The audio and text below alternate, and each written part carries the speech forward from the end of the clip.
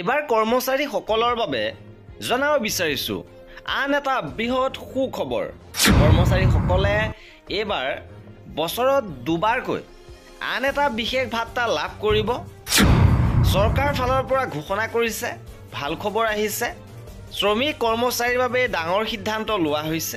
কেন্দ্ৰীয় চৰকাৰ কৰ্মচাৰীয়ে এইবাৰৰ পৰা দুবাৰকৈ পোচাক ভাত্তা লাভ কৰিব, যিটো বিগত 7 বছৰে কৰ্মচাৰীসকলে দাবী কৰি আহিছিল আৰু এই দাবীৰ ভিত্তিতে সিদ্ধান্ত লোৱা হৈছে। বিত্ত মন্ত্ৰালয়ে 2025 চনৰ 24 মাৰ্চত এক অধিসূচনা জাৰি কৰি সমগ্ৰ বিষয়টো প্ৰকাশ কৰিছে আৰু সকলো কৰ্মচাৰীক কিছু সকাহ দিয়াৰ বাবে এই সিদ্ধান্ত গ্ৰহণ কৰিছে চৰকাৰে।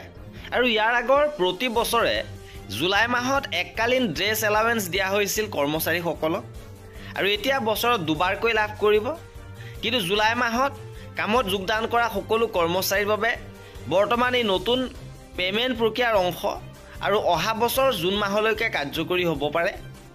সেনা বিষয়া, বায়ু সেনা, নৌ সেনা, CRPF, coast guard, NIA, ICLS, ইমিগ্ৰেশ্যনৰ 10,000 টকা পোচাক ভাত্তা লাভ কৰে। আৰু ৰেলৱে ষ্টেচন মাষ্টাৰ, প্ৰতিৰক্ষা সেৱা অধীনস্থ কৰ্মচাৰী, কেন্দ্ৰীয় শাসিত অঞ্চলৰ আৰক্ষীয়ে লাভ কৰিব 10,000কৈ টকা।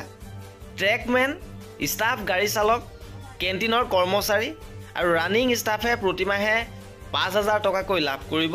আৰু চৰকাৰৰ সিদ্ধান্তৰ ফলত এতিয়া হাজাৰ হাজাৰ কৰ্মচাৰী উপকৃত হ'বলৈ গৈ আছে। আৰু এয়া আছিল আজিৰ ভিডিঅ'টোত।